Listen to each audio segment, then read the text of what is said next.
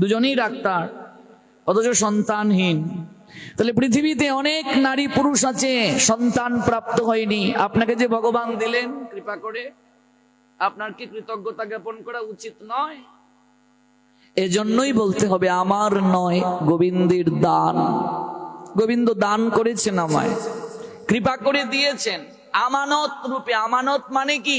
আমার নয়, দেখাশোনা করছি কেবল, এটি হলো আমানত। কেউ আপনার কাছে গচ্ছিত রেখেছে কিছু, এটি হলো আমানত।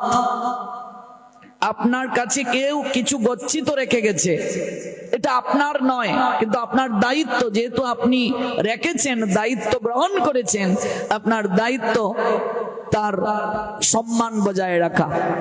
সংসারে যা কিছু পেলাম আমানত পেলাম, এগুলো গচ্ছিত, ভগবান দিয়েছেন কৃপা করে, আমি কেবল দেখাশোনা করার দায়িত্ব পেয়েছি।